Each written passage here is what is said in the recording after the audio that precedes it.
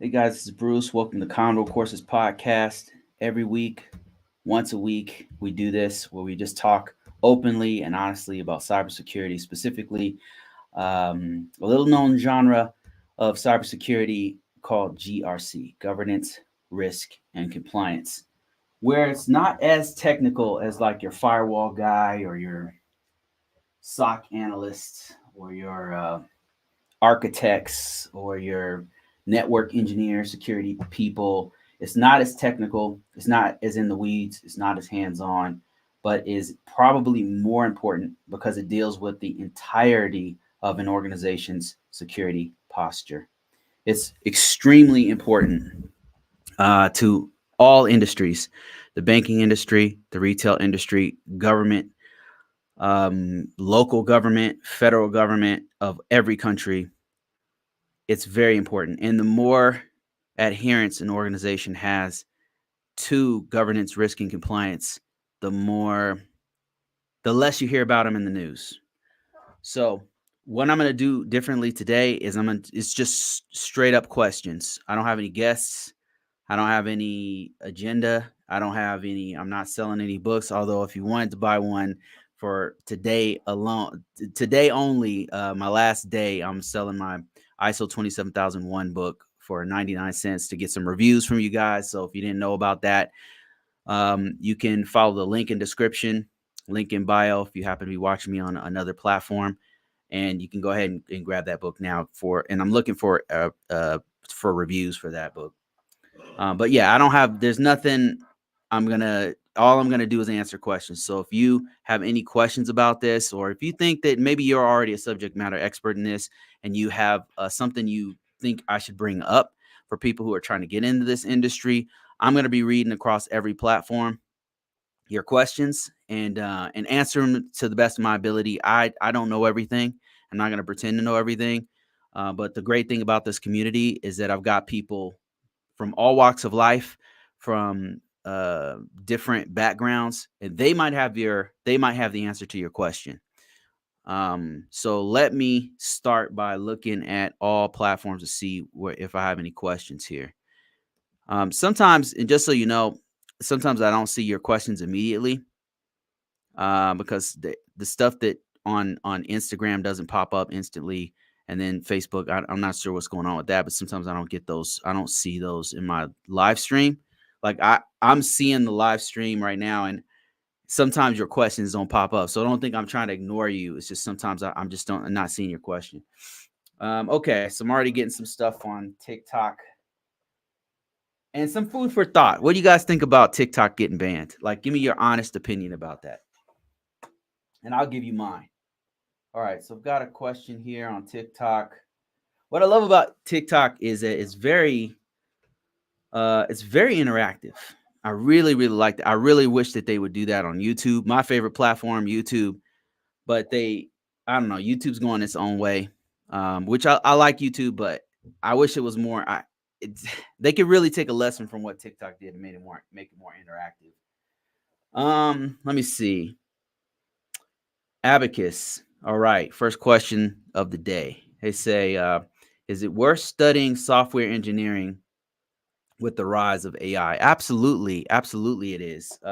So even with AI, even as coders, developers, software engineers, whatever your title happens to be, even as they're starting to use as they're starting to use AI to help them build software and code and build scripts and stuff, they still have to know the structure of software. They still have to know the basic tenets of making secure software, right? Because even I remember when all of this, back to the 90s, right? When you had a bunch of old languages out there, and it wasn't like it is now with object oriented software where you have all these built libraries and all of these things you can kind of pull into your your project to make your coding easier.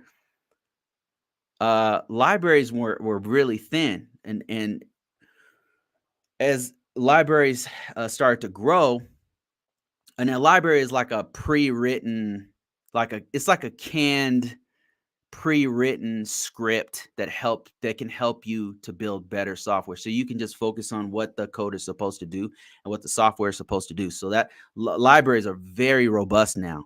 So when you get a framework of software, and I'm not a software engineer, okay? So let me just I'm not a software engineer. So I'm probably not the best guy to speak on this, but I'm just telling you like what I've seen when I have messed around with code. So when it first started, you had libraries, but they were very thin. And then people start building these frameworks that have these very comprehensive libraries that will help you to code. So you can just focus on the functionality of the software you're creating, of the app you're creating. And I think that that's the same direction that we're going with AI. Like AI is going to be a great way to help you to develop your software, but you're still going to have smart software engineers to make that great code. It's not going to 100% replace software engineers. I just don't think, and I could be completely wrong. Okay. I'm not pretending to be some kind of oracle. I don't know everything, but just based off of the tech, what I've seen going forward, every time there's a new innovation, people kind of panic and say, "Oh, it's going to take over everything, and jobs are going to go away." And all that happens it all changes. It just shifts, and then the jobs change and stuff. The whole landscape changes, and I think that that's what's going to happen with artificial intelligence. Are some jobs going to be gone? Absolutely. Some jobs are just going to get eliminated, right? But I think what happens is it shifts in another direction. One of the best analogies I've heard is when cars first got invented. Before cars, it was horses, right? And there was a whole industry around horses because you had people who had to build horse-drawn carriages. You had people who had to design all of the all of the things that go with a horse-drawn carriage, like the attachments that go to the horse, the whip that has to have the horse going in a different direction, the little flaps on the horse's eyes. There were people and whole businesses built off of all this. They had people cleaning up the roads because horses are crapping everywhere. You had a whole industry around horses to maintain them, to maintain this whole infrastructure, right? But then when cars came along and more people could afford them, and the price of cars went down, and it would start become affordable, and there was a whole infrastructure around cars themselves. They started building roads. Right now you need somebody to build the road, but you don't necessarily need somebody to feed the horses or scoop their crap up as much. So the market just shifted, and I think that that's what's going to happen with AI. It's going to just shift. Like there might not be libraries will probably change, right? It'll probably be libraries backed by some sort of AI. It'll be a framework that includes AI that's going to be maybe like a co-pilot. And I think that's why Microsoft very smartly called it a co-pilot, because it'll be like a co-pilot. Like it'll help you to write better code and stuff. So I don't think that just because software engineering, because AI, is getting really good at doing some software and coding and stuff, I don't think it's going to replace software engineers. It's going to enhance their skill set. So yes, to answer your question, yes, studying software engineering is still worth your time. Same goes with cloud engineering and cybersecurity and all parts of IT. It's still valid because at the end of the day, AI is still IT. It's still information technology. We still need people to maintain it, to secure it, and all of that kind of stuff. Day Harrison says coding sucks. I don't particularly like coding myself. All right, let me see more questions here. Got some stuff from TikTok. Let me see. Big Gay Mike. I'm my man, Big Gay Mike, man. I like you, man. He says a bunch of Gen Z and Alpha about to learn how to use VPNs, right? Yeah. I think that TikTok will still be around, because you could still just use VPNs. You could use a VPN and come from Canada or Mexico or something like that, and people are going to use it. So TikTok will still be around. I think what will probably happen is that TikTok, ByteDance, the company that does TikTok, they'll probably build something locally, that's more in line with what the government is trying to, whatever the hell they're trying to do, that they can't argue with. They'll build something locally in the US that's a clone of TikTok, but it'll be based in the US, and then they'll start having their people, all of their gigantic 2% of the US population that they have right now on TikTok. They'll probably start gradually moving them over there. I think that's what'll happen. That will be their smartest move. And they actually already have some US outside of China based software. I mean, technically, TikTok itself, the US based TikTok, is actually already outside of China, because the one that they have in China is called Douyin or something like this. It's not even the same app. They promote different, the algorithms different, everything. And it's, the code is also examined by some company, some US based company in Texas. So I don't really know what the Congress is doing. I don't know why they're not holding Facebook and YouTube and Alphabet and all the other big players with on the same level of scrutiny. It's really just seems like posturing, and it seems like a bunch of older Congress representatives who are out of touch with what's actually going on, and they're kind of pandering to some demographic. I don't even know where they're going with it, because they're losing a lot of emerging voters, and I really don't know what their plan is here, especially the Democrats. Like, really, really stupid. They had an opportunity to really grab hold of younger Gen Z voters, younger millennials and stuff, and they blew it, man. And now they're giving the younger generation a taste of what they're really about, which is just money for other companies. And it looks like I mean, I'm not trying to jump on some conspiracy shit, but it looks like, to me, a bunch of lobbyists from their competition came in there and just laced their pockets to get some stuff pushed through, so that they can get rid of the TikTok rival. It's just some shady backdoor money-based BS, because it really doesn't make sense. None of their arguments make sense. Maybe in the beginning, when they first talked about it, in the beginning, before they had all the scrutiny going through Texas for the code, because they're having a whole nother US based company look at all that. I don't know if you guys knew this, but when I believe the Trump administration first brought it up, right? It was back then. They first brought it up and said, "Oh, we're going to shut down TikTok." You guys remember that? They're going to shut down TikTok. It's over. It's done. And then TikTok was like, "Okay, like, what do you guys want us to do?" Right? And then what they did was they had all the data is going through the US, and then wherever else it goes. Is there some kind of backdoor for the CCP to look through? Man, I don't know, right? I have no idea, but I could tell you this: they're in another country. Like, our biggest threat is our own government. You know what I mean? Like, our biggest threat is us. It's not another country, man. Like, it's us that's the biggest threat. I mean, we need to focus on what we're doing here. Anyway, getting out of the politics stuff. I don't know what I'm talking about. Just keep it in mind. Just some guy.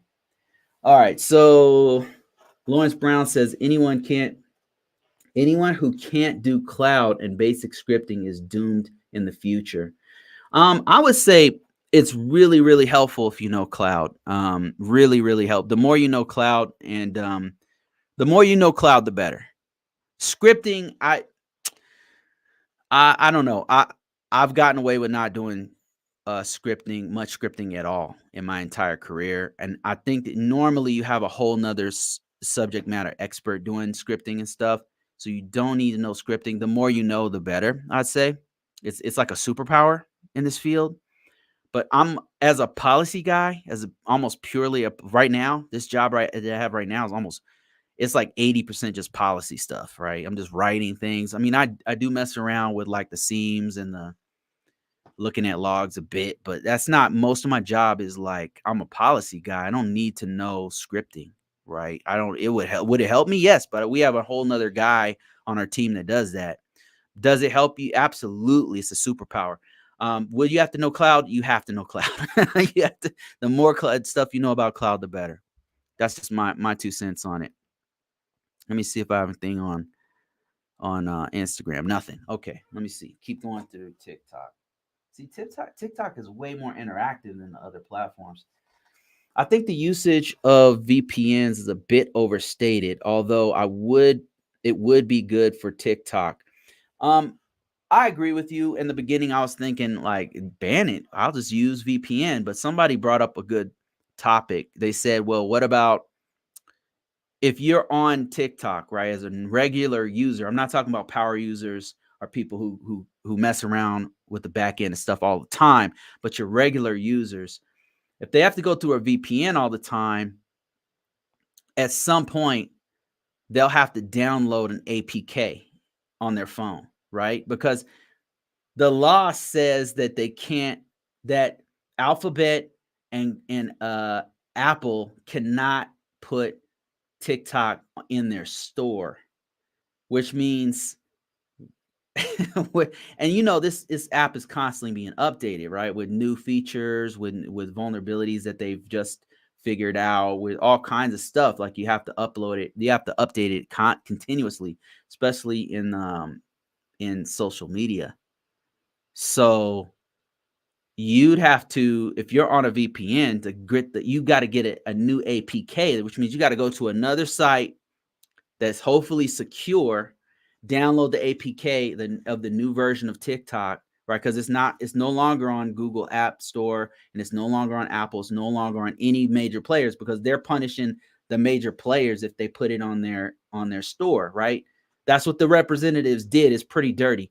And so you'll have to go to a whole nother website that's outside the US, download it, and hopefully it's secure, and then use that as your new TikTok. And then you have to do that like every other week or something like that. Stupid, really dumb. Like, I don't know what they were thinking, but it was a really bad move. Because I mean, anybody who voted for that is not going to get that younger vote. Like, anybody who was down with that is going to get punished, because it's serious. I don't think TikTok is going to sell their app, because it's not worth it for them. Because the entire user base, out of the entire user base of TikTok, the US is only like 2% of the total users for TikTok. That means the app that's outside of China. So they don't really have a reason to do it. Now, granted, that small 2% is making up like something like $16 billion worth of. So it's definitely worth keeping it, but it would be smarter for them. And other than selling it to a US company, which is one of the requirements of that law that they passed, what they could do is make a clone of it that's inside the US, right?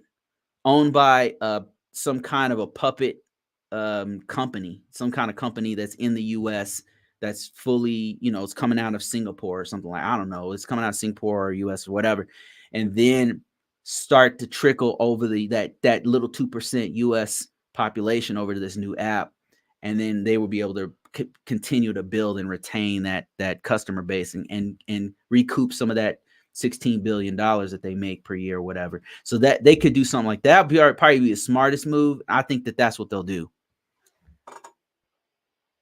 But okay, it says, but we won't be there jumping ship. Okay, let me see here. More stuff on TikTok. Big Gay Mike says the forced sale, no privacy regulations on other tech companies, plus Mnuchin lining up buyers is sus. Man, I'm telling, like, the whole thing, like in the beginning, like when they first mentioned it, when it was first mentioned during the Trump administration, I was like, well, they kind of have a point, because China, the CCP sucks, right? I mean, they suck. Like, there's a whole bunch of people who are trying to back them or something. I'm like, man, you guys do not know history. You guys have not been paying attention if you're backing the CCP. They're corrupt is not the right word for it. It's not the right word for what they do. And what they've done to U.S. companies and European companies over there. Like they do 10 times worse than what the US is about to do to TikTok or has done to TikTok. 10 times worse. Look at the history of what the CCP did to CCP is the Chinese government. The history of what they did to Cisco, the history of what they did to Google, um, and several other gigantic US companies and European companies. Look what they do to foreign companies in over there. It's crazy what they do. They basically steal IP. They invite you there. They say, "Oh yeah, come over here." Then they steal your IP, your intellectual property, and then they start doing all these restrictions on you while they're stealing your IP. And then finally the company's like, "You know what? There's no reason for us to be in this country anymore." And then they leave.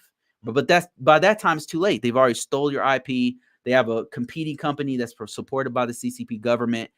That's happened over and over again to almost every company. The only company I've seen that's maybe is not seeing that kind of thing happen, that's a huge company, that's a multi-billion trillion dollar company, is Tesla. And I think give it some time. Like eventually they'll probably do the same thing with Tesla. But they've done it to almost, and another one would be iPhone, because I think their deal's so good with iPhone.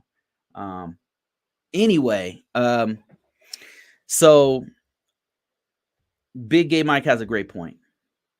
When they first brought this out back during the Trump administration, I was like, okay, kind of makes sense because the Chinese government is they're pretty shady. So maybe, and I was really reluctant to use TikTok at all. But then as I start digging into it, they start putting all these things in place. They said, okay, the code will be reviewed by a U.S. company. All the data going in, we're going to review that too. They have this other team that does this audit of TikTok and all the data, what they're doing with the data, all that, right? That's based in Texas. I can't remember what the company's called, but it's legit. They have a whole nother team that's doing this audit constantly of TikTok. Now, keep in mind, they don't do that with Facebook. They don't do that with Alphabet. They don't do that with any other big players because they have strong lobbies here in the US to keep those guys off their backs. But TikTok doesn't have that. So they have all this extra scrutiny, right? And then Big Gay Mike brings up a great point. They're doing a forced sale. There's no privacy regulations, and this is the big one for me. There's no privacy regulations on any of the other companies. If they really cared that much about our privacy, and that's their whole thing, it's like, oh, China's going to collect all this data from our users, blah, blah, blah. If they really cared about our privacy and what people are doing with it, they would monitor what Facebook has done with our private information, because Facebook is one of the main offenders of this. Their Meta is one of the biggest offenders. I mean, if you just look at what they've done in the past 10 years, have you ever seen that movie? What's it called? Social Network, about how it's the story of how Facebook was created and what Zuckerberg did and all that kind of stuff. And it's pretty, like, what stood out to me is how they really didn't give a shit about people's privacy. From beginning to end, they really don't give a shit about people's privacy, right? And it just gets worse and worse. Like, they can make a whole part 2 that was focused 100% on, because the stuff that happened after Facebook was born is way worse with people's privacy, because they're selling your product. You are the product on Facebook and all those other social media platforms as well. But the thing is, don't have a double standard against TikTok when you don't have the same standard against YouTube and Google and Meta and everything else. Like, have the same standard. Then to me, it would make more sense. Like, okay, they're really cracking down and all the companies are having to meet the same standard and blah, blah, blah. But that's not what's happening. It's just, I don't know. It just seems pretty shady. What resources do you recommend for cloud security? Cloud security, for what I do, one of the best resources for doing GRC work, they give you a good idea of how it's done, would be FedRAMP. There's a publicly available site called fedramp.gov, and it gives you an idea of what the U.S. government does to secure cloud technologies. Other than that, probably the best resources is going to be the sites that um, that own and control the main platforms, which is um, Amazon AWS has some great resources on not only building Amazon-based AWS cloud, but securing it as well. And then so does Microsoft Azure, and all of their other cloud products. That vendor, those vendors have the best resources for not only building it, what the best practices and the best security practices are all going to come from the vendor, all the best stuff. And then everything else is derivative. Even FedRAMP's derivative of the main sources. The main sources for cloud security is going to be whatever platform you're using, whether it be AWS or Azure or IBM or whatever. And even us, like whenever I've worked with these different organizations and stuff, our main resource is going to be the vendor, so we're always referring back to them for like what's going on with different vulnerabilities or what's going on with changes that they have. So those are going to be the best resources. Great question.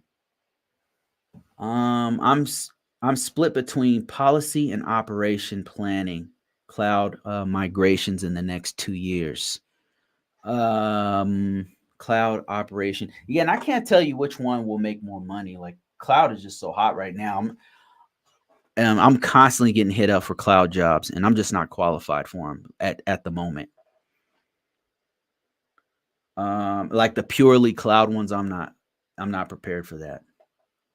The CCP hacked RSA to hack Lockheed Martin to steal the stealth jet technology.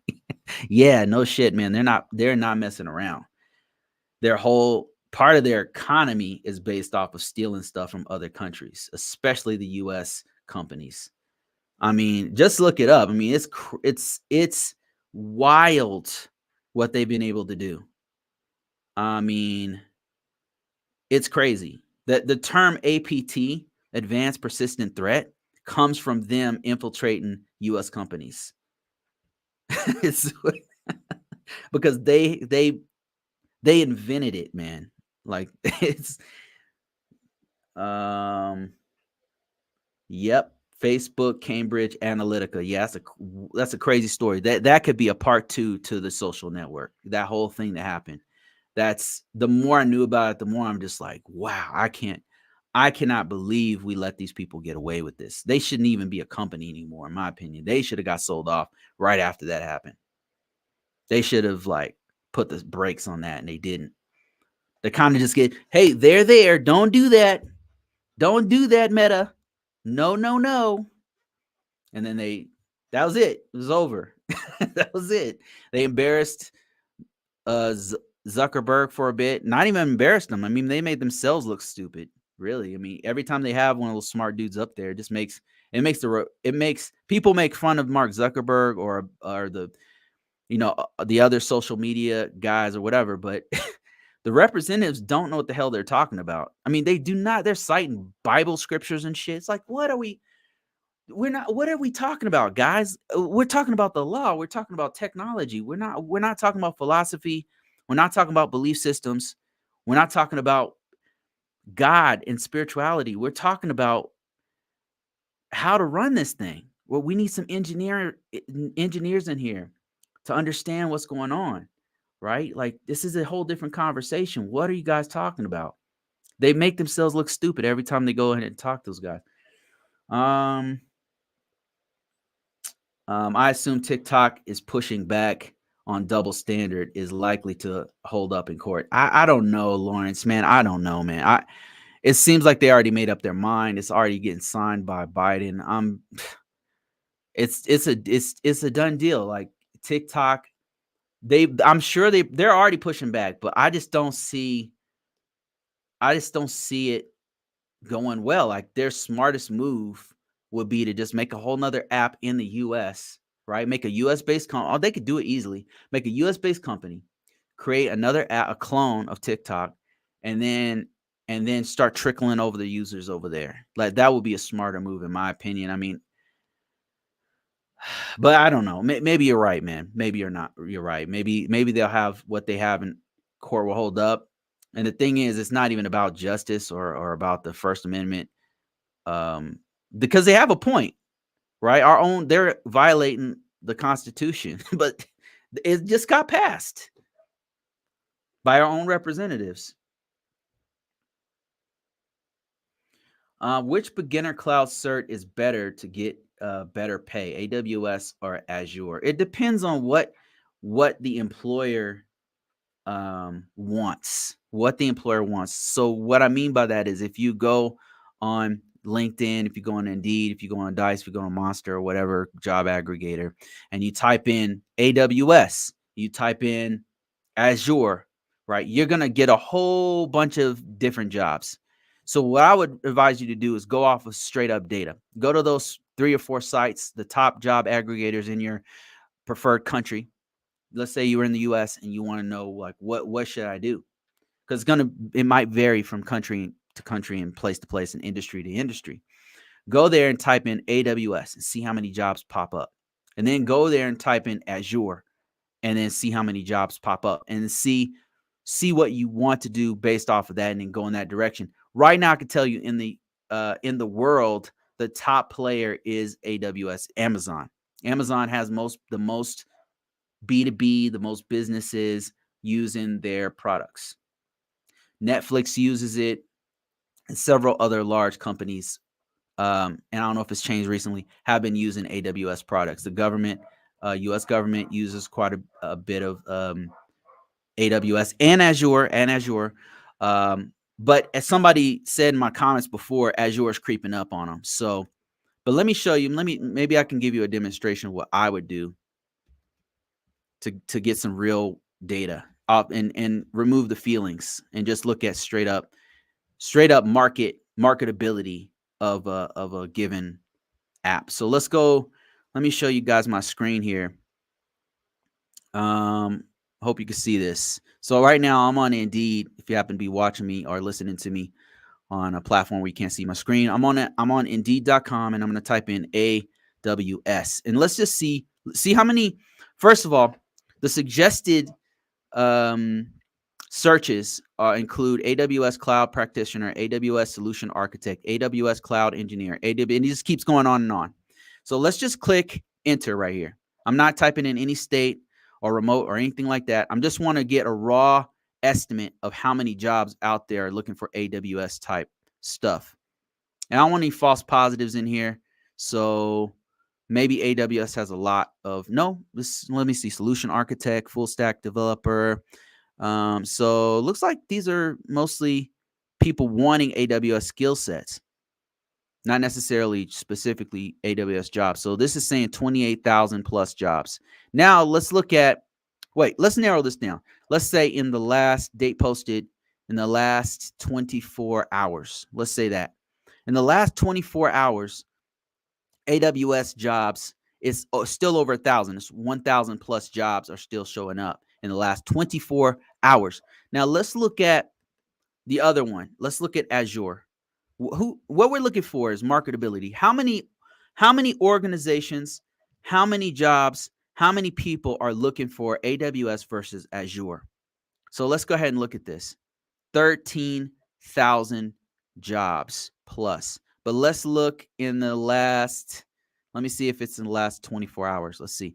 Now, that's total. Now we're going to look in the last 24 hours, 900 plus jobs. So it's a little bit more people looking for jobs for AWS. And let's look at what kind of job descriptions pop up when we just type in Azure. It's Azure Administrator, Azure Cloud Engineer, Azure Data Engineer, Azure Developer, Azure Cloud Architect, Azure Security, Azure Engineer.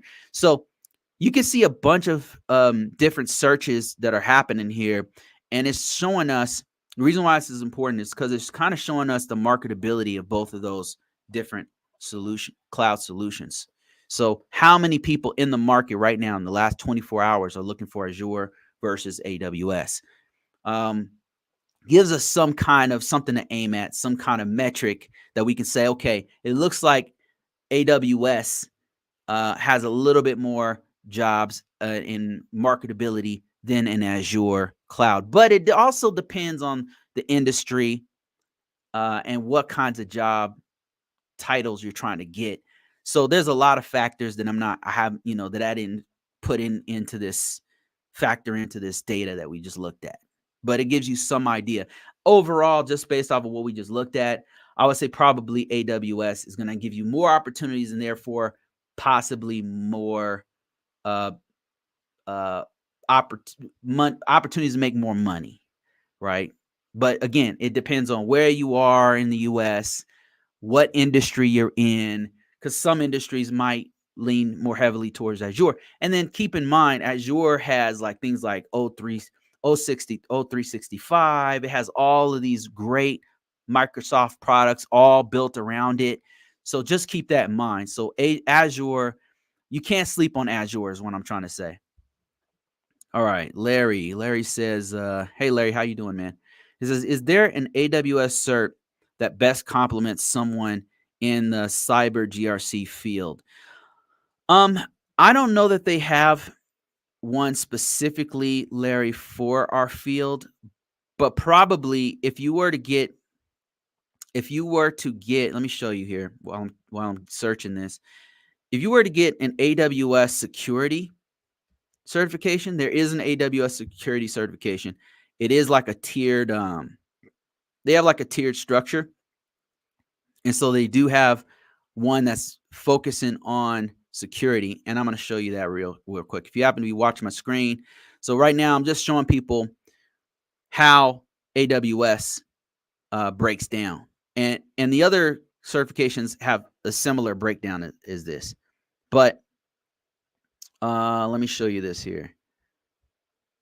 So on my screen, it's showing the beginner certification is going to be AWS Cloud Practitioner Foundational. Now that right there alone, just understanding how AWS works is going to be great on your resume. So it's going to show, hey, this guy knows.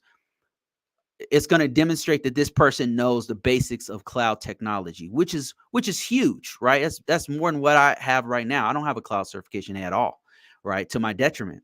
And then if you go another level above that, and you have your cloud solution architect, your developer, your AWS certified systems sysop administrator, which is an associate level, and then you start to get into your professional level certs and then your specializations. And you can see here that there's a AWS certified security specialist.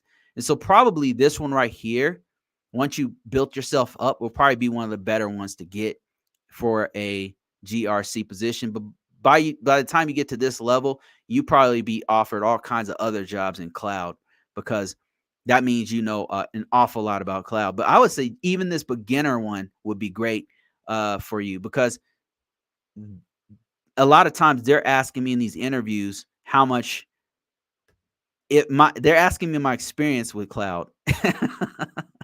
And then they start go on to ask me all these technical questions about and to be honest, if I just had this cloud practitioner one, I'd have been set. I could have answered those basic ass questions, because going back, I'm like, okay, these were easy ass questions that I could have just knocked out of the park, but I just didn't know, right? And just having that basic ass AWS cloud practitioner one, I could have. So even that would have been better than nothing. Let me see. Cloud security, get you a nice Netgear firewall. Okay, let me see. More questions on TikTok. I'm up to my eyeballs right now on BS from vendors, hence working over the weekend. I'm just tired as hell. Man, I had to do the same thing, man. Like this weekend, as a matter of fact, I'm having to work a little bit over the weekend. It's crazy. We don't, like I said, we just don't have enough people doing this work, man. AWS is easier to get a job. Okay, Lawrence says AWS is easier to get a job. More people looking for it, but Azure pays better because it's rare, and Azure companies have better funding. Okay, there's another take right there.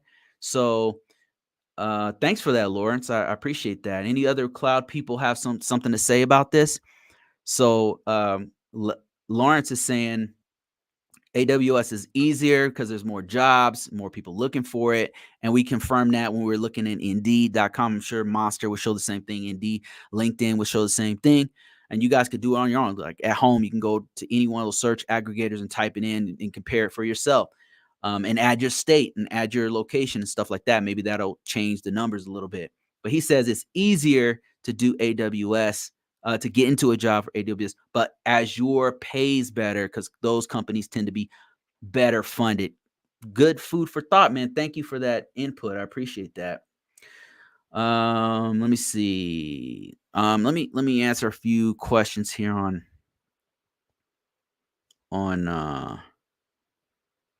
YouTube. Larry says, in my neck of the woods in the government, I know many legacy platforms are migrating to cloud, especially AWS. Yeah, that's why, Larry, that's why I say what I say is that AWS seems to be the way to go. I mean, maybe I'm just biased because I'm in the government sector. Just seems like more of it's going in that direction. That said, there is a competition because we do use a lot of products, Azure products, where I'm at. But most of the back end stuff right now seems to be AWS. So I agree with you on that one. Again, that confirms what Lawrence is saying too on here. So more great input here. So, and he goes on to say, and so knowledge of AWS is very important, marketable, and not just on the coding side. Yes, I have to agree with you there. All right, let me answer some more questions here. Xavier says, my Security Plus not getting me a job. And then Big Gay Mike says, what roles are you applying to get? Do you have an IT? Do you have any IT experience? Sometimes the best way to get into cybersecurity is an internal transfer out of the help desk. He's saying exactly what I would say.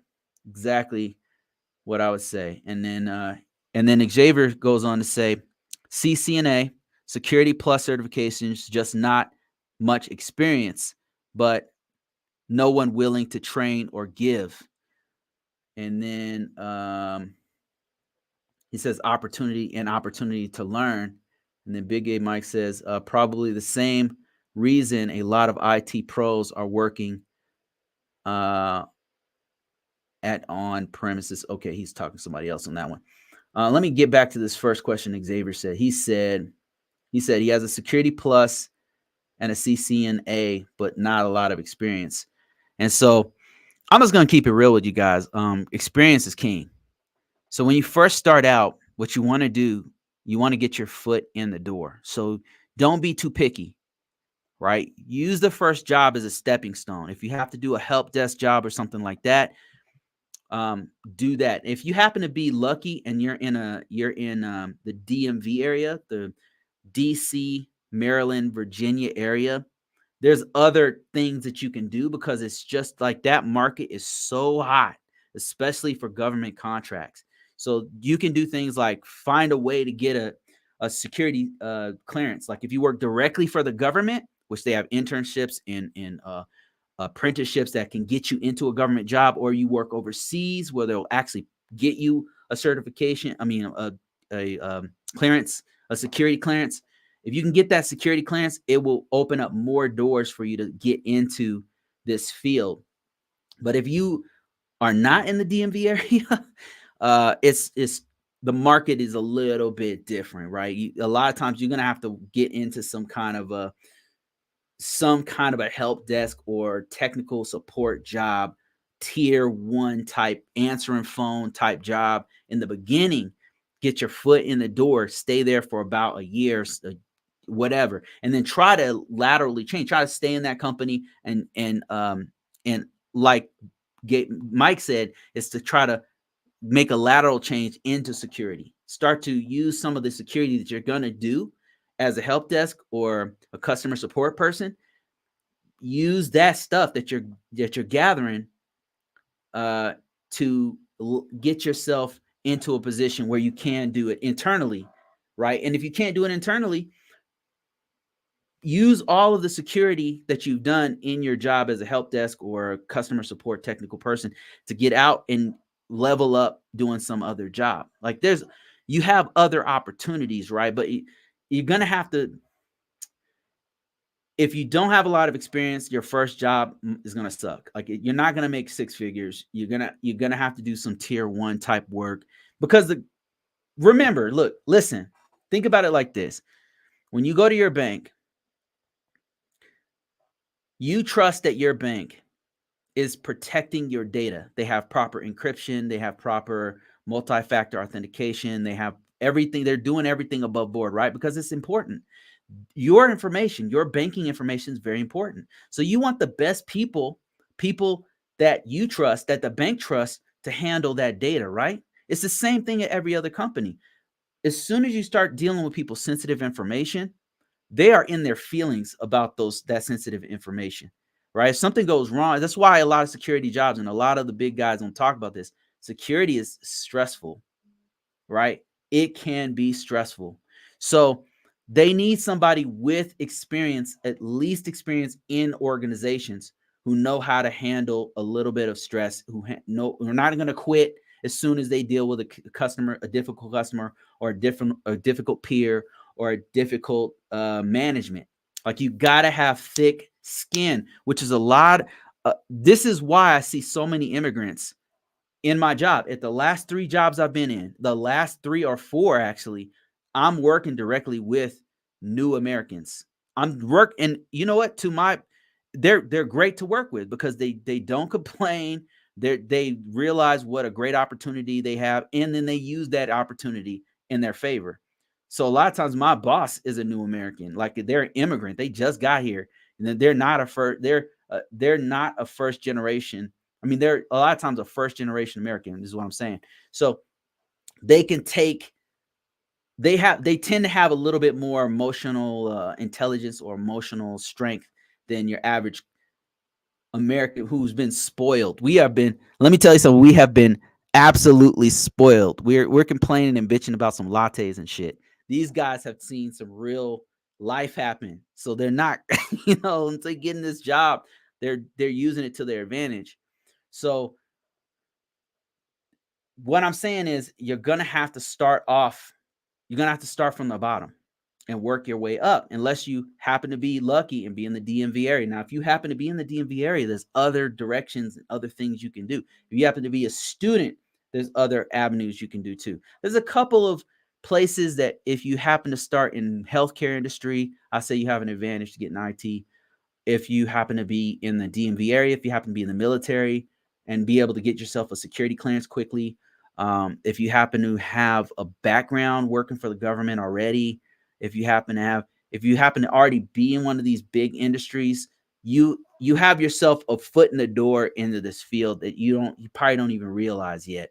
Use what you have, start where you are to start to get basic information technology experience, right? That experience is golden and it's above everything else. It's above your certification. Security Plus is not a golden ticket. It's not going to get you in the door immediately.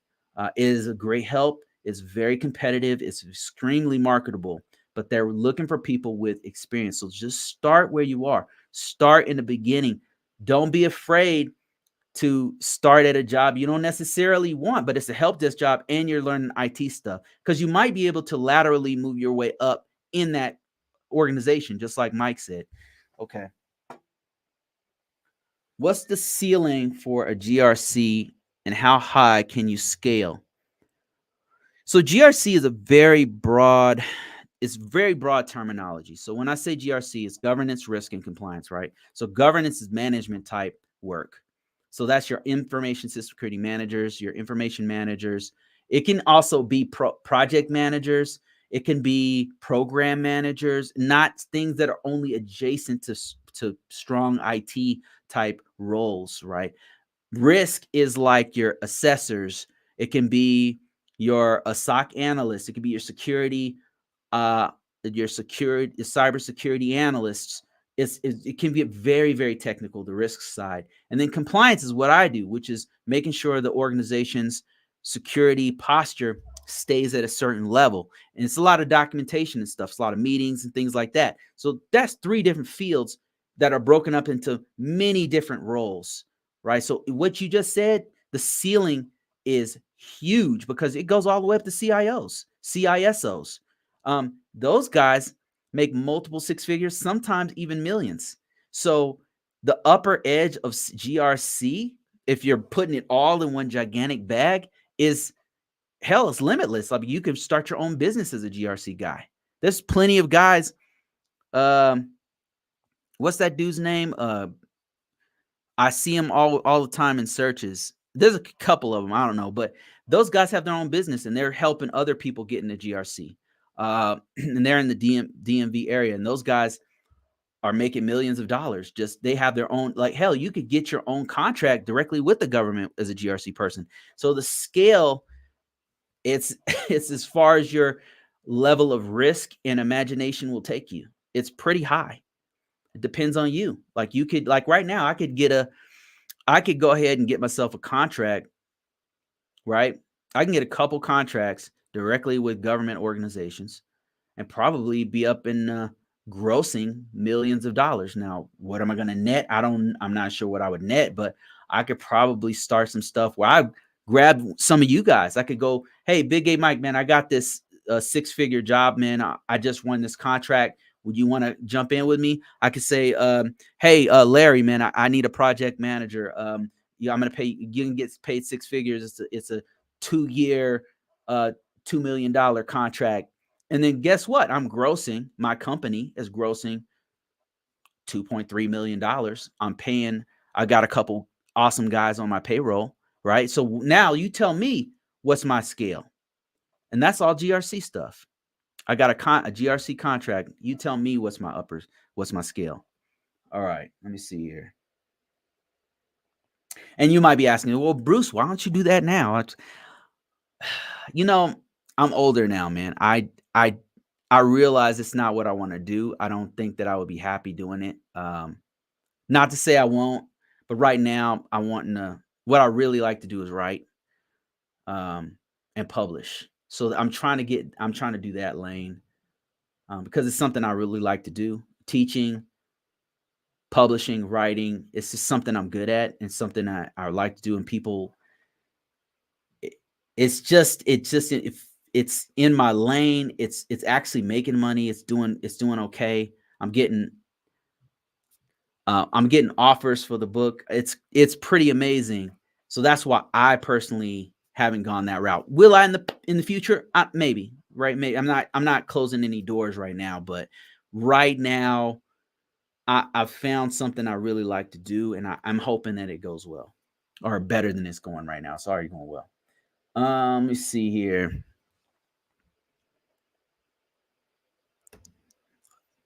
Okay, Susie says, hi, I know someone whose main responsibility on the job is vendor risk assessments before product are purchased. And he says, have you experienced this in GRC work, and is it common in GRC? Yeah, it's absolutely common in GRC. And there's a couple different lanes this goes into. The one that pops to my head is supply chain risk analysis, which means if our organization needs to purchase a certain product or service from vendor A, we need to know that they provide a certain level of support for their product, how they're sourcing, if they're using other companies, how they're sourcing their product, to put what chips they're putting in there, or who they're hiring or whatever, right, to do that work. We need to know who they're sourcing, what kinds of security best practices are they using.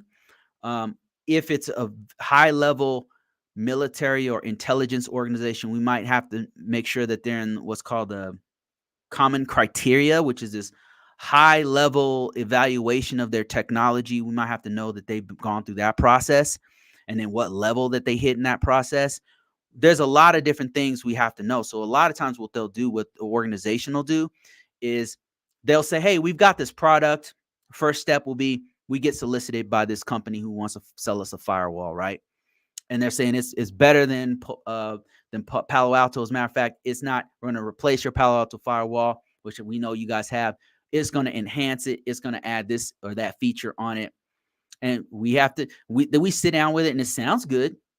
But now they say, look, we're going to pull the GRC guys in. We're going to pull the firewall guys in. We want to make sure that this extra feature is not going to disrupt what we're already doing. So we need the firewalls to look at the data sheet on this and read through it, right? Because we have this thing that we need. We need to look at data loss, and data's escaping our internal network and going out on the net. So they got this new fangled service or a technology and solution that's going to help to fix that. So they'll have a technical dude, a technical subject matter expert look at it, and they'll look through everything that they have, ask questions to the other part of the technical team for the solution. And then they'll have somebody like me, a GRC guy, look at the policy. And our focus will be like, okay, one thing we might do is look at our list of applications. We might have a list of applications that are blacklisted and some that are whitelisted, meaning some things that we do not buy from. We will know nobody's allowed to buy from for whatever reason. And those things nobody's allowed to do, right? They're off limits. Whitelist means this is the list of things you are allowed to use.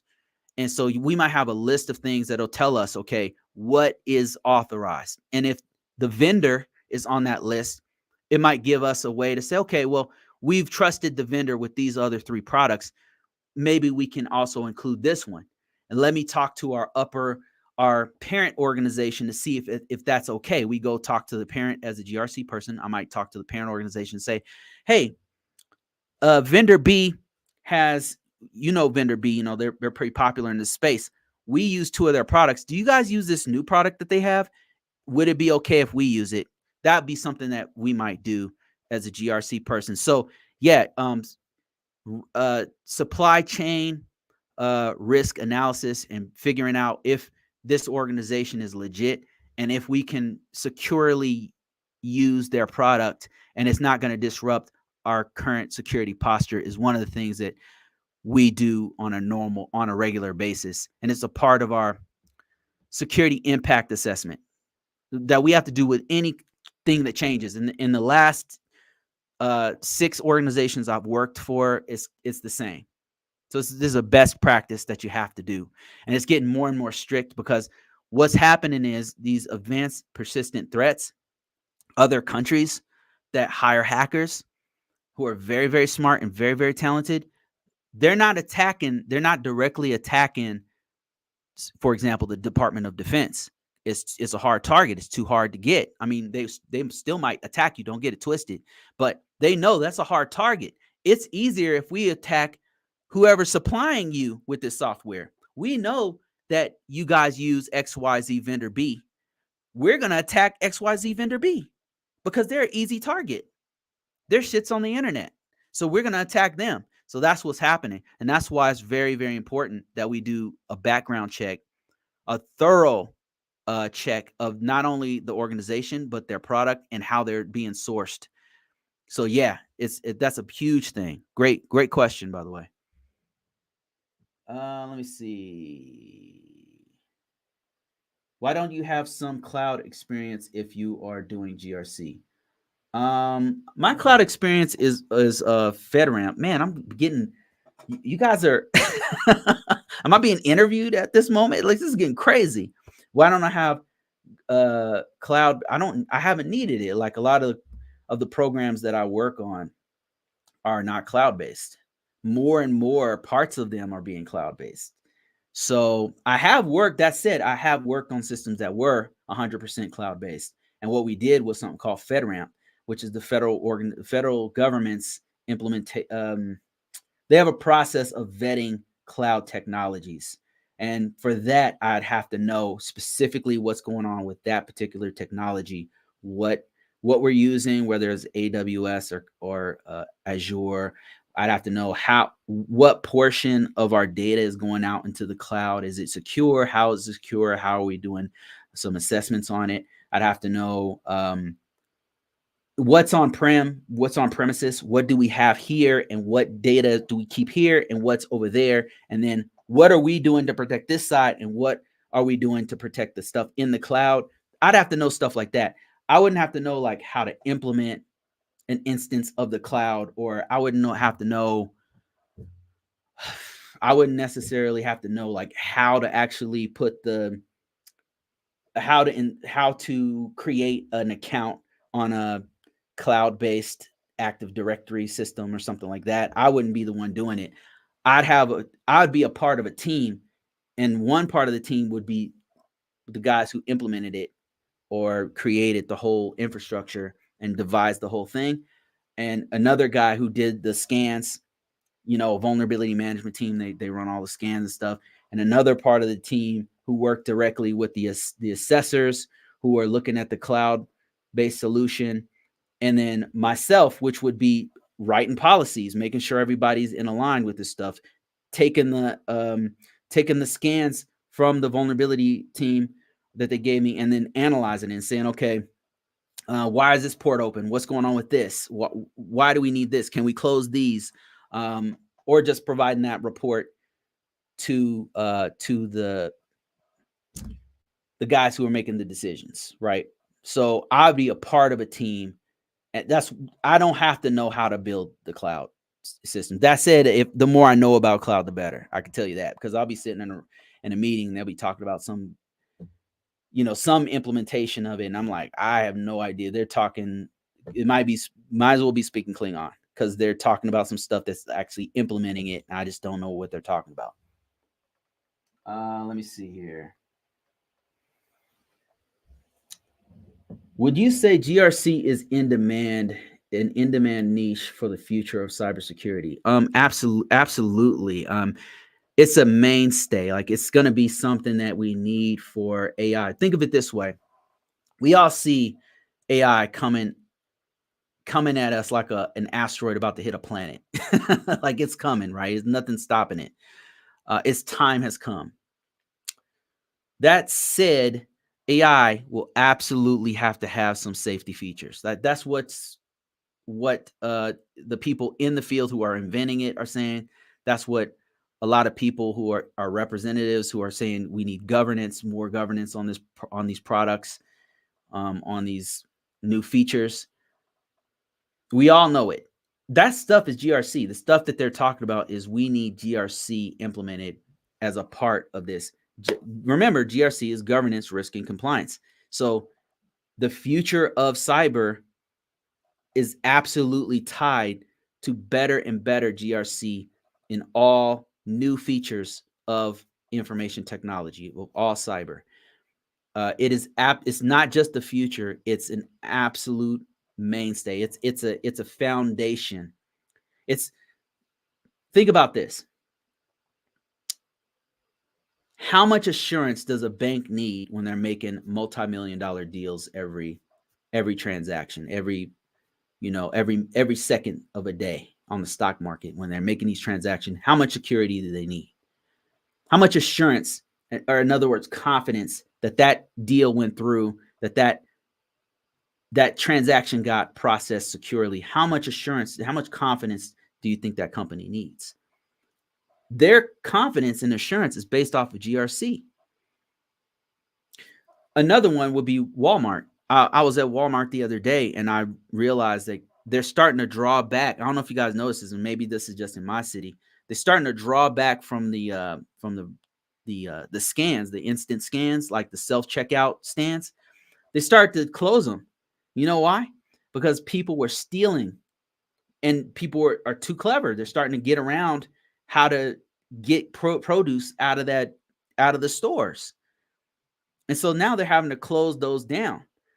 And it's all based off of data. Like, they took the data and try to minimize the risk to their bottom line as much as possible. They need absolute assurance. The more assurance they have on that system, not just the actual data and the actual components, the computer that's doing the scan and all that kind of stuff, but the whole process, because GRC addresses the entire process from the time the person walks in the store to the time the customer walks out. GRC is a part of that process because you're talking about data loss prevention. You're talking about what happens to that system when they scan it. Where's that data go? We're talking about protecting their privacy. We're talking about GRC is about assurance that the organization has. And the more assurance that they have to do their business or mission, the better. The more money they can make, the more scalable that they can, the more they can scale. So GRC is not going anywhere. Even AI itself will need safety protocols put inside of it, which is also GRC. So, let me see here. Okay, let me answer someone. Wow, this is crazy. I'm getting a lot of questions here. Let me try to speed around this stuff because I've already been talking for about an hour. Let me see. Hi, I know someone who main job. Okay, we already answered that one. Yep, supply chain risk management. My man Larry knows what he's talking about. How's he talking about that? Good job, Larry. Let me see. He says, I don't work with vendors specifically, but more so the development and automated systems to help the processing of the vendors. Okay, let me see. Justin says school districts and community colleges are an easier way in that corporate sometimes the pay may not be. I'm not sure if I'm reading your question. The pay may not be that good, but they will get you in the door. Oh, okay. I see what you're saying. Okay.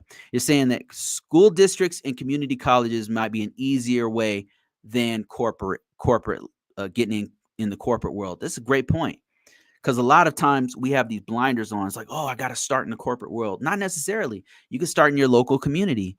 What Justin's saying is you can start in your local school districts. They really need people to help secure and implement security and information technology features. So he says the pay may not be as good, but that'll be a good way to get you in the door. Man, great point. He says, I did that and now I'm in corporate. So he used school districts and community colleges, worked there for some time, got his foot in the door, and then graduated over to the corporate side, which tends to pay more money, even though it's pretty volatile there, but it pays better, and you have more upward momentum to get more and more cash flow from those corporate jobs. Thanks for that, Justin. That's a great point. And Larry said, great advice, Justin.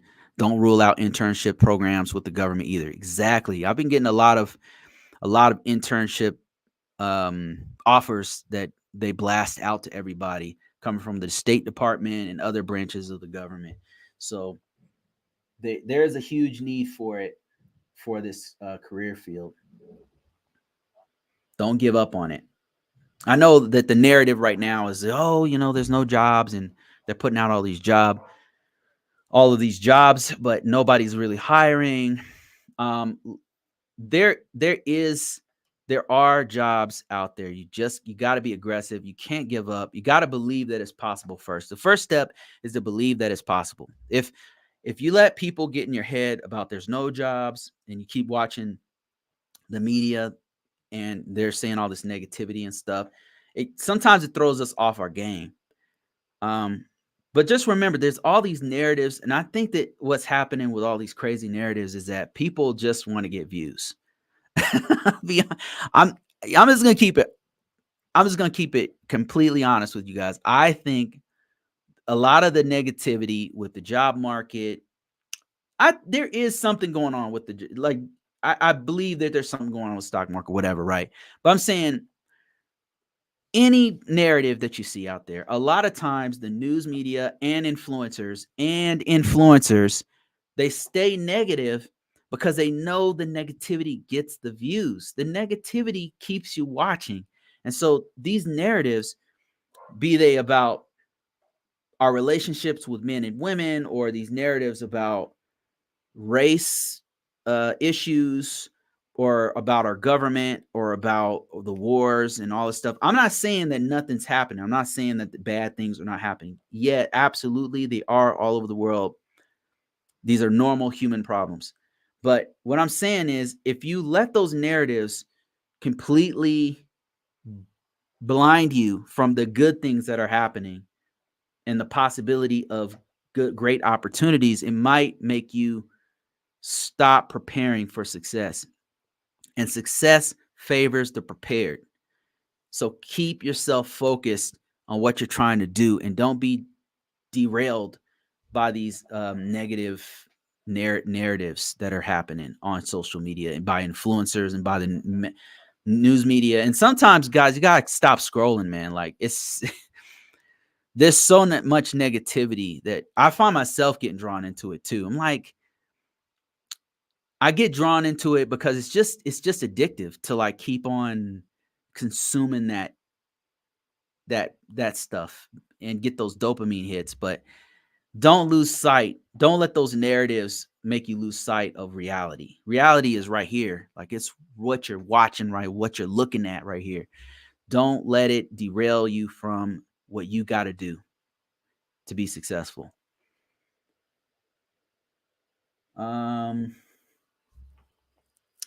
Where do you get hired for compliance auditing, system security plans, SARs, and POAMs?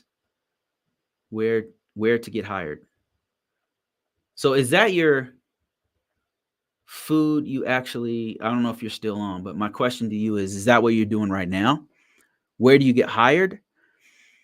If you're already in this field, I'm assuming that because you know what an SSP is and a POAM is. Congrats, because a lot of people don't. That's a system security plan, and a plan of action, a milestone, and other documents. You know what those are. So I'm assuming you're already in this field. And how do you get these jobs? What I tell people to do is be very, very aggressive. Be both passive. You need a campaign to be both passive and active at the same time. And what I mean by that is to make it so that you're getting people contacting you while you're sleeping. You need to put, first of all, make a dope ass resume. Make a dope resume. Put a bunch of keywords in there. Research your market so you know what to put in your resume. So it's very targeted. And if you want to know where to get this research, go to convocourses.net, go to convocourses.com. You can download my resume for free and look at how that resume, you look at it, it sucks, but it's gotten me my last 6 jobs. And all I've done is kept on adding stuff to it.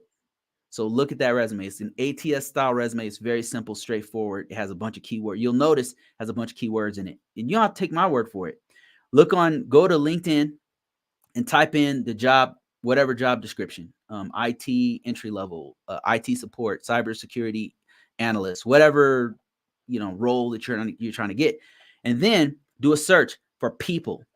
Go through there and look for people who have their publicly available resume. And you'll notice that there's the same pattern. They all use the same types of keywords and key phrases. They have certain things, certain jobs that they've done. You'll notice a certain pattern. You want that pattern in your ATS style resume. That's what you want to do. That's what I did. That's why my resume works.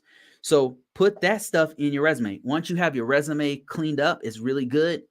Run it through ChatGPT or Claude 3 and say, hey, how can I make my ATS style resume better? And then put your whole resume in there and see what it says. It's pretty dope.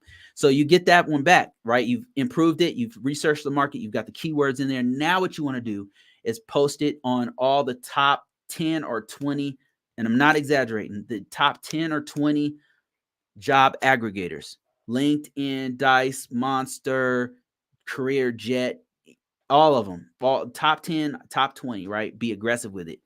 It will work so well that you might have to put a different phone number. I would not put your personal phone number on there. Use a different number because you're going to get a lot of calls from a lot of bullshit. because not every job is going to be for you. You're not going to want every job. Some of them are going to be off-brand stuff that you don't necessarily want, but you're trying to get as much stuff. It's kind of like you're panning for gold. You're getting as much silt in there as possible, and you're shaking it. Get those little gold nuggets. And you got to go through hundreds and hundreds of different opportunities to get that rare gold. Put your resume everywhere, and that's how you make it passive. You'll be getting calls and emails while you're sleeping. And then be aggressive with it. Once you post your resume on all these different sites, you want to post it. You want to put your whole profile on there. The profile is going to have all those keywords, all that kind of stuff right there. Take a look at my profile on LinkedIn. You'll see what I'm talking about. It's replete. It is completely packed with all of these different tasty little key phrases that in my field, I know they want to see that stuff. It's all the stuff I know they want to see that they're looking for. And you want to put that in your profile. And then you want to just start applying for jobs, as many as you can. Just don't keep on doing it. And it could be any job. It doesn't have to be compliance, but that's what you want to do. Compliance and auditing and SSP. Like, you want to focus on that stuff. You want that stuff in your resume. Those are some of the keywords right there. All right. Hope that helps you. I've had several people do this, and it's worked. It's worked. It's worked for me. That's why I tell people to do it. I'm not telling you to do anything I haven't done myself. So it's worked for me. That's why I tell you, you guys to go ahead and do it, because it really, really works. But you can't give up. Like, a lot of people, what happens is they give up because they've been rejected. Like, I can't get a job, or they get contacted by somebody who's not, like, it seems like a job and it gets close, and then it's like some BS. And it's like, damn it. And they get discouraged, and then they kind of quit. You can't quit. You got to realize there is a job out there for you. There is a great opportunity for you that's going to make money. That's going to be in an organization that you that you like, but you can't give up. Got to keep looking. Now, I promise you, once you get in here, it's not what you think it is. I mean, you're going to make the money. You might even be able to work remotely, whatever, but it's not what you think. It can be very stressful, especially if they pay you more. This job can be very stressful. Cybersecurity is no joke. It's no joke. It's not for everybody. I can tell you that right now. Let me see. Bearded Cutie says, I got my first internship in cybersecurity, and I believe I'm going to be working with PCI DSS. Any tips? Yeah, that's fire, man. PCI DSS is great. My tip would be, as soon as you get in, go for a professional level cert if you don't have one already. The ones you want to get is CISSP and the CISA, because that will make you give you a lane called a qualified. What is it called? A QSA. I don't remember what the Q is called, but a QSA is a special kind of PCI DSS auditor. So get a professional level cert. CISSP, it'll take you some time. It's a really hard certification for most of us. So CISSP and CISA, get both of them, and it'll open up even more doors for you. Another thing would be, don't sleep on some of the other frameworks, such as NIST 800 and ISO 27001. Those are two of the most popular frameworks for you to learn. Another one is called NIST CSF, NIST Cybersecurity Framework. Different from the NIST 800, by the way.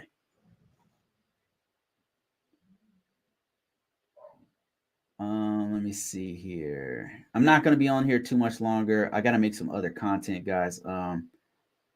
But I'll answer a couple more. Hey, Live and Learn. How you doing?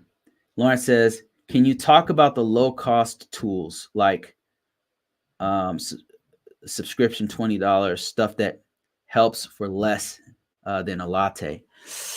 I can tell you some stuff that I have used that might be helpful. So Lawrence is asking a pretty good question. He said, what tools, low-cost tools would I use that are under $20 or less? And I can tell you a few tools that I currently use.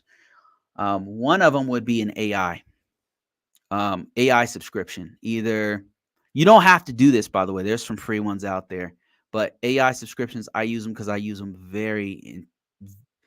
I use it for a lot of data. So, um, and I'm trying to learn it too. So I use ChatGPT. I messed around with that one, and right now I'm working with Genesis. And the reason why I include that as in my tool set, and I pay for it, is because man, there's so many different things you can do with it. Like if you're training, you can make you can literally create a Q&A. You can have the AI make a Q&A for whatever certification or whatever you're trying to learn. And it can make a timed question. It can make a question that's multiple choice. You can have it do essay questions and it'll evaluate what you said. For all its flaws, it's really, really good at teaching and getting yourself an interactive study partner. And it also does virtualization, which is crazy. So it can mimic a the back end of a Cisco. So Cisco devices, it's a internet working devices, is not all GUI interface. Like at some point, you got to use the back end of it, a command line interface, and it can. And AI, I believe Claude and Genesis can do it. Gemini. Why am I saying Genesis? Gemini from that used to be called Bard from Google. Gemini, Claude 3, and ChatGPT all can do virtualization. It can pretend to be a command line interface. So it can do this with DOS, MS DOS. It can do it with, oh man, Linux based systems. It can do it with the back end of choose your favorite internet working devices, Juniper, Palo Alto firewalls, whatever. It can mimic what it looks like in the back end so you could practice. Another tool that's under $20 or $20 or less that you can use will probably be cloud. Like there's some cloud stuff you can. I haven't personally done that one, so I won't include that one. But that I think that's also less than $20 a month as for a subscription. One that I've used in the past, especially if you're trying to do like pen testing, would be one's called Try Hack Me and Hack the Box. So both of those, and I've tried to get like a special so I can share it with you guys, but I haven't been able to get the partnership with them yet. They did contact me back, so maybe I need to get back with them. So anyway, those ones, if you're trying to do hacking, if you're trying to learn hacking, those are other tools that you can use to learn the tools of the trade. Another one, less than $20 for tools for learning. I'm assuming you mean like to learn and to get deeper into these different techniques and skills. Another one would be VMware.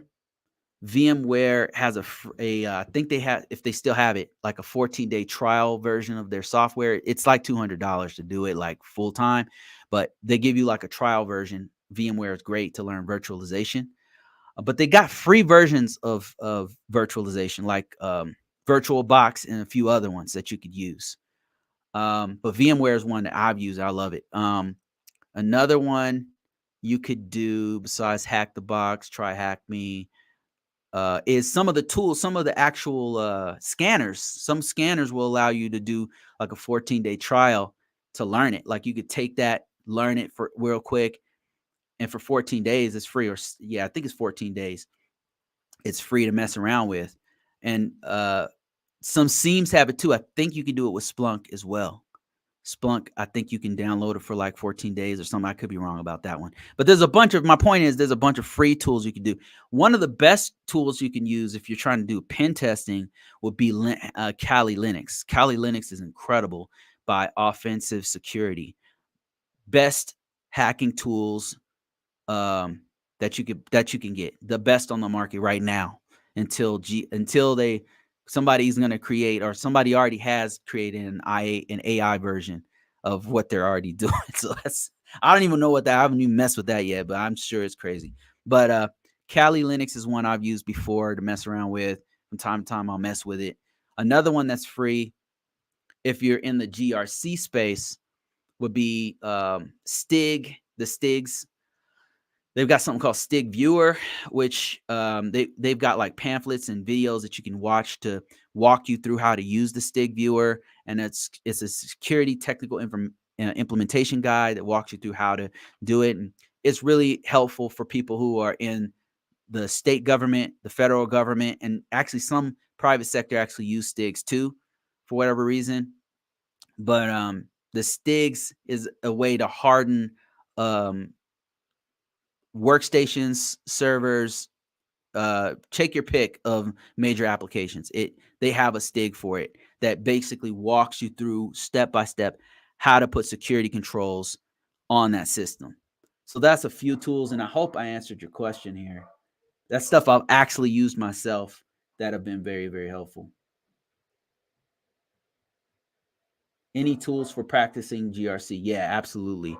For GRC stuff, remember GRC is a very broad field. So basically everything I just named could be GRC, but specifically GRC ones would be scanning tools, because some GRC jobs require scanning. Probably something like a SIEM technology, like a security information event manager that's taking in logs. Like if you can learn that, if you can use the tool to download the tool for 14 days and mess around with that, that would be helpful. What other tools? STIGs. Yeah, that's a big one. That's a great tool that you could use. It's free. You can go on and get the STIG viewer right now. Is it spelled STIG? Yes, STIG, Security Technical Implementation Guide. Just Google it. You'll see there'll be a publicly available military site, government site that you can download. I believe it's still free to the public to download because a lot of organizations use that thing. It's really helpful to learn how it works and what's going on. So I hope that helps you. I mean, also you could also include Hack the Box and try Hack Me too. So because I've been in GRC positions where I did have to learn a little bit of that side of the house, the pen testing, red team stuff. Justin says, I'm starting to see more cybersecurity jobs in education as well, since they are starting to get hacked and breached more. Yeah, man. Yeah, they're getting hit hard, man. I mean, it's just the stuff that we hear about because they're soft targets. So that's what's happening. Do you think the jobs for cybersecurity and information security will still be in demand for 5 to 10 years, despite AI and machine learning? Yeah, I believe so. Absolutely, I believe so. Because AI itself, and this question comes out a lot because people are concerned. Here's the reason why I believe that. AI itself needs GRC. Right now, a big debate is like, how do we implement the security, the safety features in AI? I think AI will enhance what we currently know about best practices. We'll have to be smarter because I believe people on both sides, whether you're hacking or defending, will be using more AI to do that hacking and defending. And what I'm seeing right now in the field is the tools that we use are starting to slowly integrate large language models into their software. So right now you'll see it pop up as like, oh, there's a help menu that's an AI based help menu. And you can just type in any question and then the AI will answer that question for you or something like that. I see it going to where if you happen to be doing some sort of a security tool, it'll help you to actually it'll help you to I need to use a specific example. Like if you're doing a scanner, let's say you're on Qualys, and I think what'll happen is Qualys will implement a large language model into the actual search field. So it'll help you to run a scan. It'll assist you in help running the scan. You still need a person to run the scan.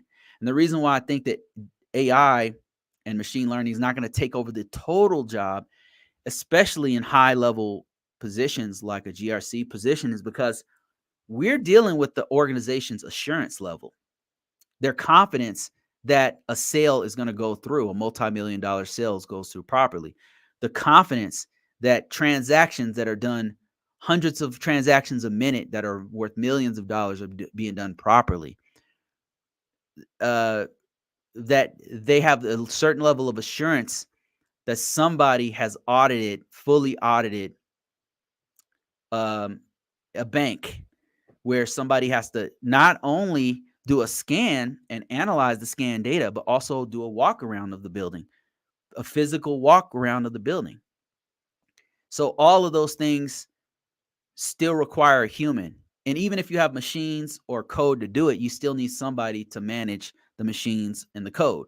So it's not going to go anywhere. It's going to evolve, and there'll be certain jobs that maybe we don't need as much anymore, but I think it's going to change. And that's why I think it's important that we do learn as much AI and machine learning as possible, because we're going to be using it.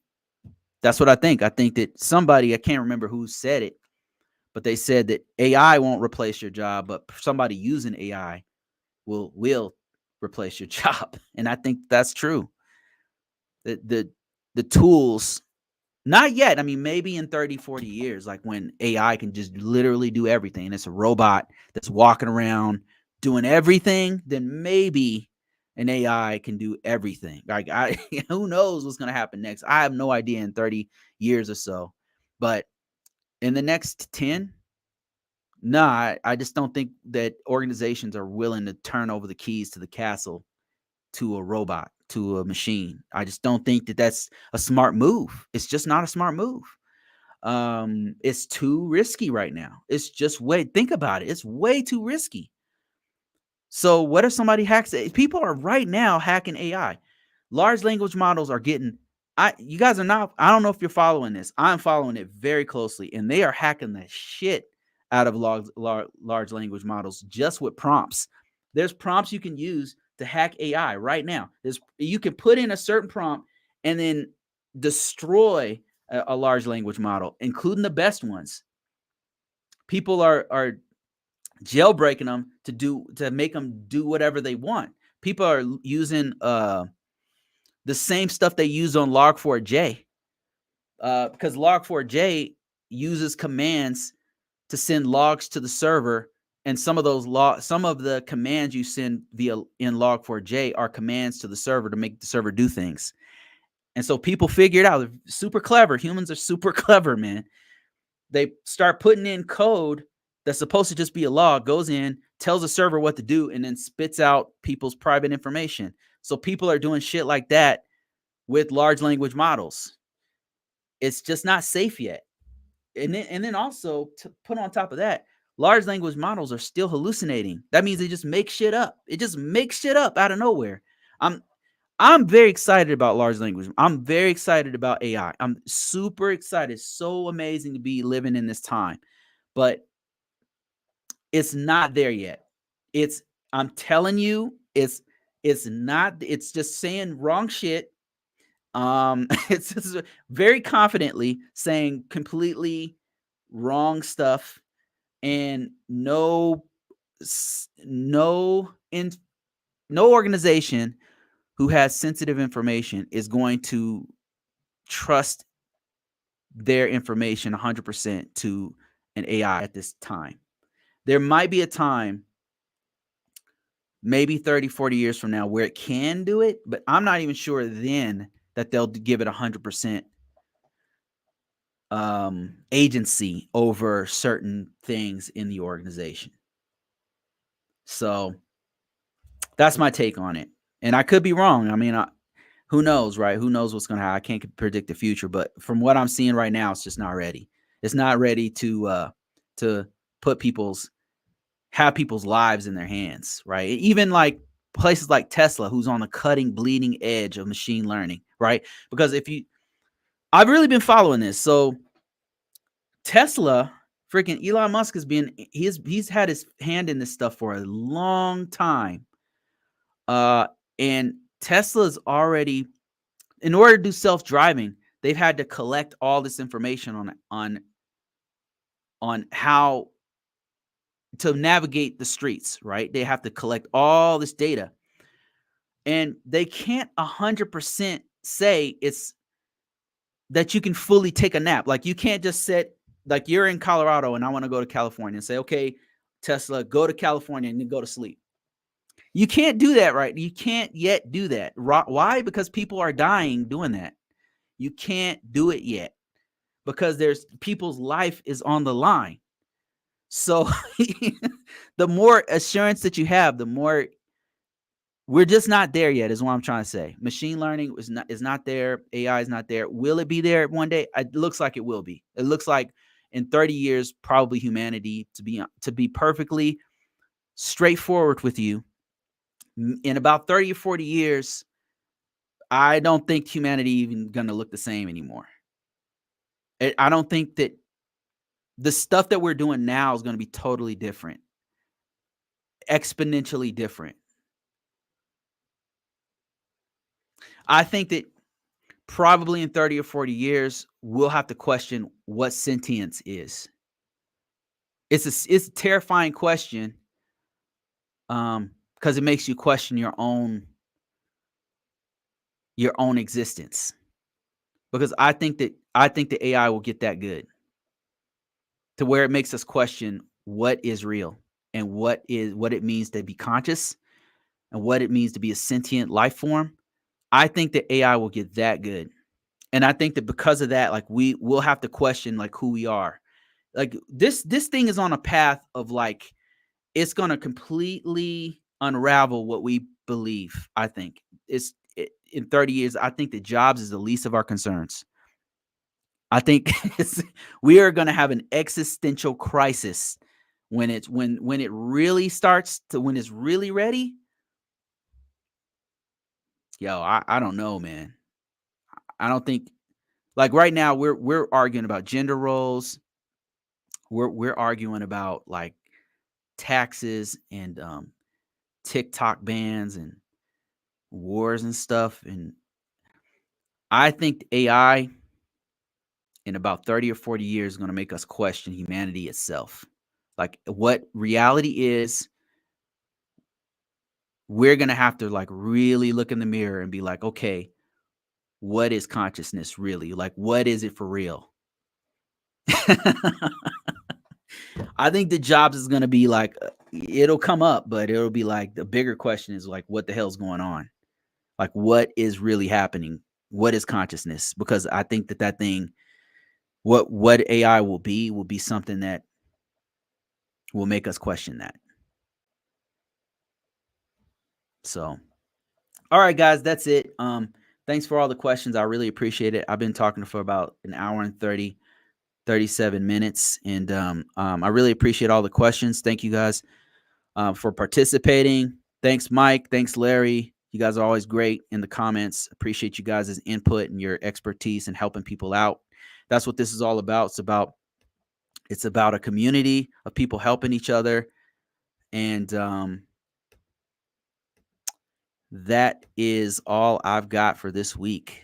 And I will talk to you guys next time.